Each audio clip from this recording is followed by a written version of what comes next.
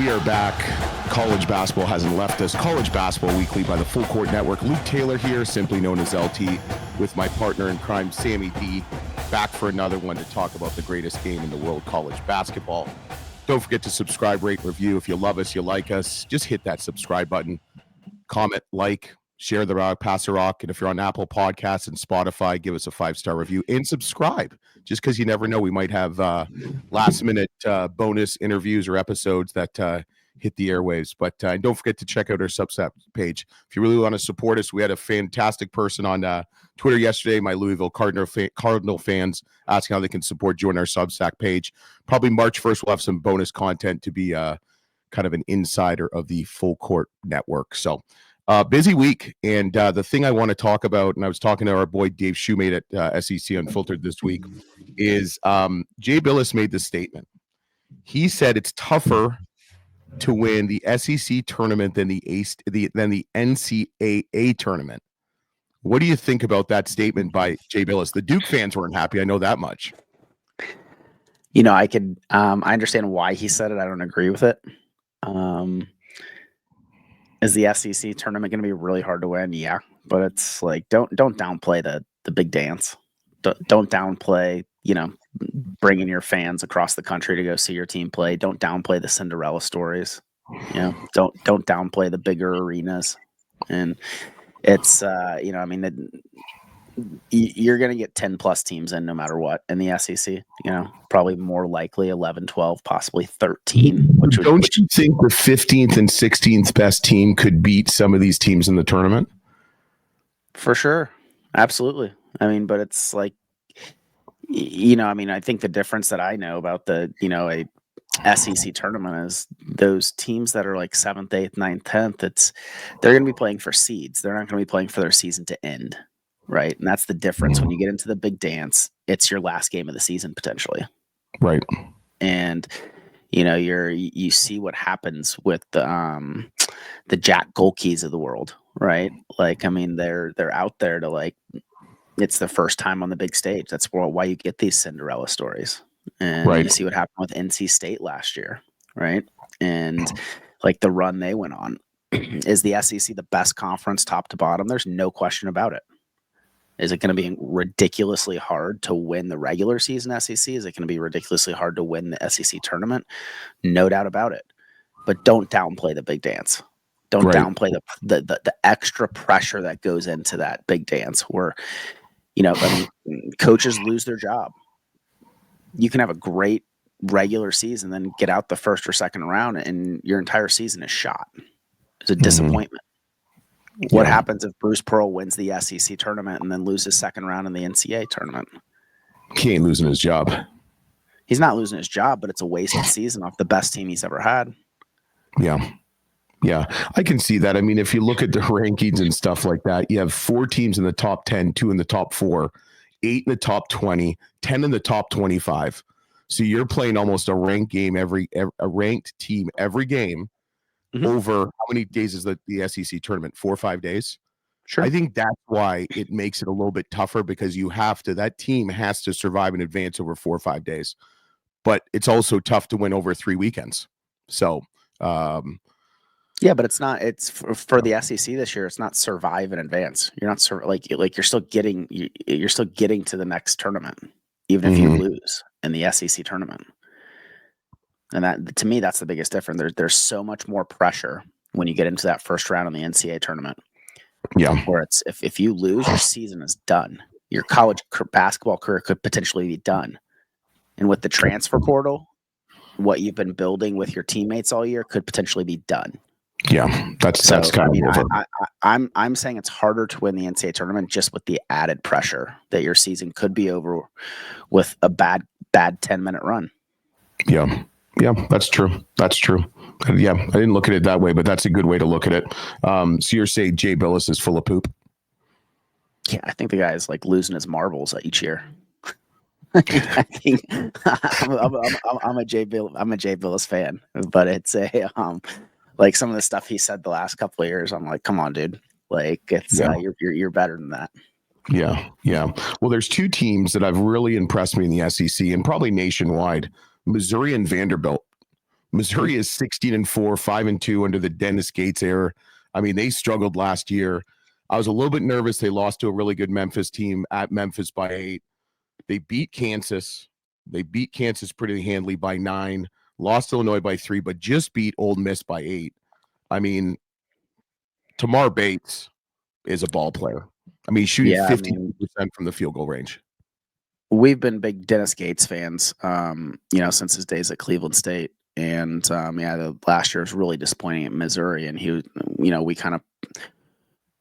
we threw him in kind of our hot seat category earlier in the preseason, and that guy can coach. I think this is the first year he has a team that he's fully recruited. I think he paid a lot more attention to the character of his players he was recruiting instead of just the talent. And he put together a team. Yeah. And they're competing on the national level, at the conference level, in the best conference in the country. And ranked for the first time in forever, number 20. Yeah, I mean, I am really happy for Dennis Gates, the fans in Columbia, and the Mizzou program as a whole. I mean, I think he's I hope he's their long-term fit there, because what he's done this year is proving just how good of a coach he can be. Yeah, Mark Mitchell transfer from Duke's, averaging 13.1. Caleb Gill, the one kid I really like who's done a really good job, and I think it makes a big difference when you come back that second year, is Anthony Robinson II, 10.2 points a game as a sophomore. What I like is they're top 25 in scoring, top 35 in field goals percentage. A little bit nervous about the assists and rebounds per game, but watch out for Missouri, man. I think they're going to do some damage and could do something in the NCAA tournament. Who would have thought when Mark Byington took the Vanderbilt job, leaving James Madison, the Dukes? I'm thinking to myself, it's almost like career suicide to a certain extent. Jerry Stackhouse, Bryce Drew, Kevin Stallings. That Vanderbilt job is one of those 3 or 4 jobs in the power conference that nobody wants, right? Like that men's basketball head coaching job. And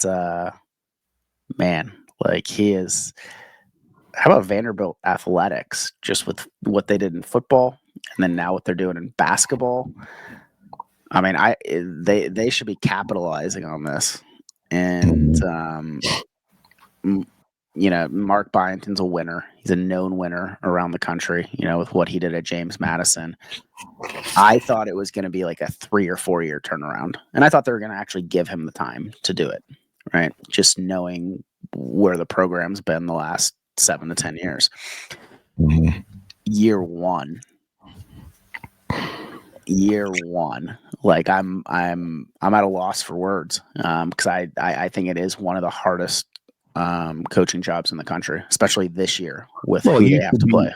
Well, it used to be when you played him in conference, just put a win down. Right. And now, I mean, you go in, you got Jason Edwards, who transferred from University of North Texas. When you have a guy on your team wearing number 99, you're going to be a good team. Being Canadian, Wayne Gretzky, they got Devin McLaughlin. I mean, ball player. But I think the puzzle pieces he put together were really important. AJ Hogard, came from Michigan State, 10.8 points per game. He's averaging just under 5 assists per game. I mean, they've got just a really nice, I keep saying puzzle pieces, but but Byington is a puzzle master. Yeah. And I'm excited to see what Vanderbilt can do throughout the SEC season, because, I mean, they beat Tennessee. I mean, right there in itself is a good one. But one of the kids that he recruited as star player, Jason Edwards, who's an absolute ball player, averaging 7.3, came from a team. And I am amazed what Ross Hodge is doing in Benton, Texas. The University of North Texas, mean frickin' green. That's all I gotta say. We had Ross Hodge on our kind of preseason show, and talking about North Texas. And I mean, when you look at where he's been in his coaching career at the different levels and just how focused he is, we knew North Texas was going to be a good team this year in their conference. We knew they were going to be a top 3-4 team, compete for the regular season championship, but they play so good. They play so hard. And I think they're one of the more fun teams to watch in the country, just by how they get after it every single game. I don't Unfortunately, I mean, I do want to stick on Coach Ross. I think he is going to move up in the ranks in the next 2 years. I think he's going to get a job in the Big 12 or the SEC. I think this is going to be a huge, huge year for the Mean Green. And when that happens at this level, unfortunately, your coach's name gets a lot of attention. And Yes. I think he is deserving of that for what he's achieved there. And how exciting is this Mean Green team? Yeah, and he always stresses defense. He stressed that in the interview we had with him on the Full Court Press. He's keeping his opponents under 60 points a game. They're averaging just over 70. It's about just about 11-point differential. What is key with this? Their strength of schedule is at 95 in the nation. Their Ken Palm, they're at 50. So that's a team, if they have no bad losses. Now they play Wichita State tonight, which is I think 125, 150 in Ken Palm. No, 111, I think it is, or somewhere like it. No, UAB is 111. So they're in the hundreds. They can't afford to have any bad losses, because if they don't, Memphis keeps going. The American Athletic Conference should have 2 teams in the dance. Should. Potentially 3, but you never know. But Aiton Wright, man, I loved him at Drake last night. He follows us, or last year. He follows us. Man, that kid is putting 14. He averaged about 14.1 at Drake. That kid's just a ball player. And, plays defense, gets after it. I really like the Mean Green. And, I mean, let's be honest. How can you not like a team called the Mean Green? Love it. So watch out for them in the American Athletic Conference. They play the Shockers tonight, which is kind of an interesting year. Very good team. Paul Mills doing a good job, but watch out for North Texas. Who would you say of the couple teams in Ohio right now is kind of controlling the state that are kind of under the radar and very much underappreciated? Who would those 2 teams be, do you think? Well, I think you got to kind of stick in the family. I mean, you've seen these teams play. I mean, you saw Miami of Ohio play and Travis Steele. I think that they are overachieving from what a lot of people expected this year. I think you got to look in Akron, your hometown, what John Gross is doing over there. And then Cleveland State, man. Like, I mean, Ohio has a lot of teams under the radar, I think, right now. Yeah, I would have never thought the Vikings 16-6, 10-1 in the Horizon League. And the Horizon League is a really strong league from top to bottom. I mean, it's gotten much better with Robert Morris and Detroit Mercy. Tevin Smith, 14 points a game. I mean, he averaged 8.1 points a game last year. He's taking that next step. They're just good. And Danielle Robinson is doing a phenomenal job. He's 42-29 overall at Cleveland State. Thursday they play on ESPNU, baby. They play Purdue Fort Wayne. Coach Kaufman. Yeah, it's going to be a good matchup, and I think it's going to be a really good test of both programs and just how good the top of the Horizon League is. But Cleveland State has really jumped out on paper. With a lot of people taking notice, and with the game on ESPN, a lot of people are going to tune in around the country to watch them. Yeah, and we got to talk about the Zips. They just beat Little Brother by 27 points recently. They won last night against Bowling Green. 8-game winning streak, 8-0 in the MAC. I mean, the MAC is one of my favorite conferences. They're 15-5 overall. They lost their first game of the year against Arkansas State, a really good Arkansas State in overtime. They play a pretty darn good schedule. Friday night, they play at Kent State. Big fan of John Gross. He's in his 8th year, 2 of the last 3 NCAA tournaments representing the MAC. Nate Johnson's a ball player. Tavar Johnson's a ball player. Isaiah Gray, transfer coming in, averaging just under 11. But the kid I really like who's going to have star potential is Sharon Young, freshman, Morgantown, West Virginia, averaging about 8.5 points a game. Kid can score. And they got the big man from England, James Okono, averaging 7 and 7. So watch out for the Zips. Watch out for the Akron Zips. But, there's another team that no one's talking about, and it's the Wolverines, not the Michigan Wolverines, the Utah Valley University Wolverines. Do you know that is the largest school in the state of Utah? I did not know that. Yeah. Facts by LT. I love it. Life lessons with Luke. Yeah.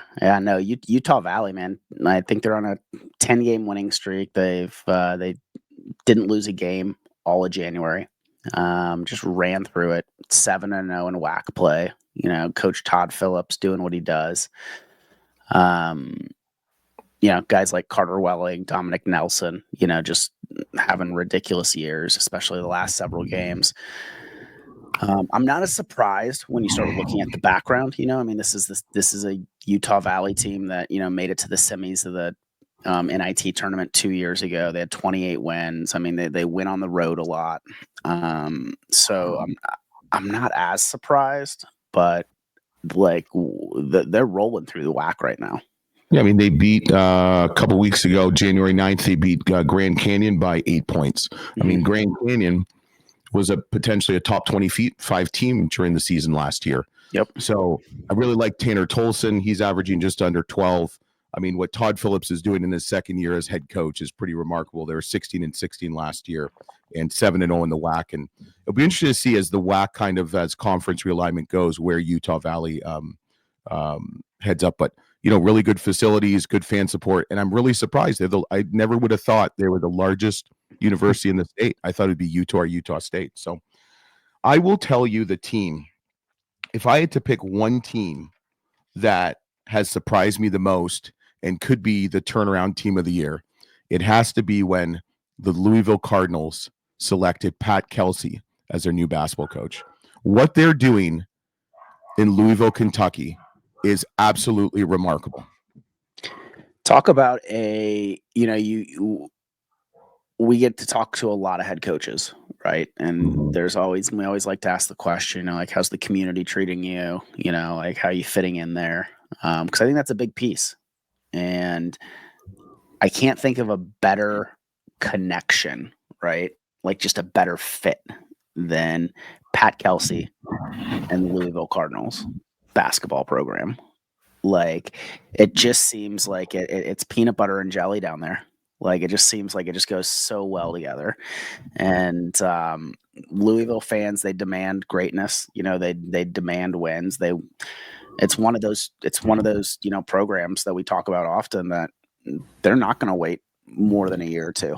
They want instant gratification for what they've achieved in the past historically, and they're getting it. Pat Kelsey has stepped up to the challenge. You're seeing how good of a coach he is. You're seeing why he's won at the previous programs he's been at. And again, this was one that I was like, okay, it's going to take a couple years. No. No. It's nope. It's happening in year one. And but what an incredible fit for that program. Right. When you bring in two of your best players from your previous job, that is huge. You brought in pretty much his whole coaching staff from the College of Charleston. What amazes me, and I was on a Louisville Twitter space page a couple nights ago, and just a bunch of great dudes talking Cardinal ball and real passionate, real respectful too. But they got to steal. And I'm thinking to myself, scratching my head, talking to these guys, why didn't anybody hire Pat Kelsey sooner? People are scared to play him at Charleston. He plays a fun style. He's aggressive. You should see him on the sideline. He's fun to watch. But the guy that I'm really excited about that he brought in, and I think he had a really big game recently last night against Wake Forest, was Terrence Edwards Jr. from James Madison. Mm-hmm. And then you got, obviously Chucky Hepburn, who's just pretty much doing what he did at Wisconsin, even better. Renee Smith. I'm Javon Hadley, who we saw last year at Colorado. He really has got a really solid team. And you know what the funny thing with the ACC? They don't play Duke or North Carolina. Yeah. They're only playing Duke once this year. So they've got, Georgia Tech, Boston College, Cal, Virginia Tech, Florida State, Miami, Notre Dame, North Carolina State, and Stanford. So I think I could see Louisville making a little bit of a run in the NCAA tournament in Pat Kelsey's year one. Book it. I like it. And I'm usually pretty wrong, so whatever. It's all good. It's all good. You watch any games this week? I am. I might go to the Kent State Akron game. I'm probably going to watch some SEC games. Let's be honest. I'm going to check out Michigan State. What they're doing in Izzo, it's crazy. What about you? Yeah, there's some really good games. I got circled on Saturday. I've got UConn at Marquette. I think that's going to be a really good game. The most underwhelming game that I was looking forward to for several months was Arkansas at Kentucky. Yeah. Coach Cal's return to Kentucky, but it's just underwhelming for Yeah. where Arkansas is right now. So, yeah, you got a lot of really good games, and Saturday especially. It's you got Texas Tech at Houston. You've got a really good Georgia team at Alabama. I think that's going to be a good game. Vanderbilt ranked, right? They're going in to play Oklahoma. And then Auburn at Ole Miss. I think that's going to be a really good game because it's at Ole Miss. I think Ole Miss is going to show up on their home court. I think they're going to give Auburn a really hard time.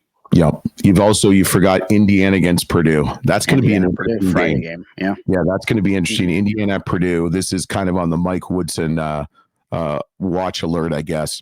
And then Saturday night, you forgot the two best mid-majors going at it, Gonzaga at St. Mary's. Love it. Yeah. Ranked number 1 and number 2 mid-major college basketball. Yep. So Sammy, that's a good one. College basketball is fun. I can't believe we're getting kind of till the end. I applied for NCAA Final Four credentials recently. Haven't heard anything from Mr. Warlock. Hopefully he gives it to us again for year 2, because I think we did a pretty darn good job in year 1.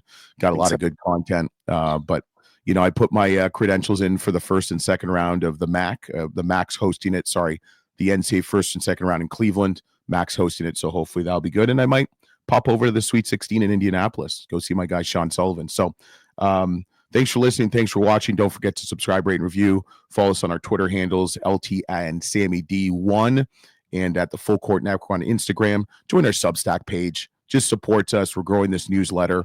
Eventually in March, we'll have some bonus content. We'll probably have some behind the scenes Final Four stuff. I've got some really good ideas. And big thing is just subscribe, rate, and review, whether it's Apple Podcasts, Spotify, YouTube, and give us a 5-star review. We haven't had one in a while, so I'm getting a little bit of not an ego, but a little bit of not stigmatism. What am I looking at?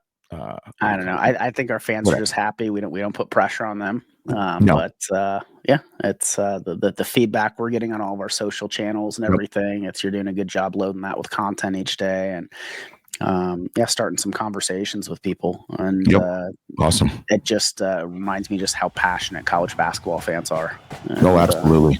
Crazy, awesome. But passionate. So thanks for watching. Thanks for listening to College Basketball Weekly, brought to you by the Full Court Network. We'll see you next week, boys and girls.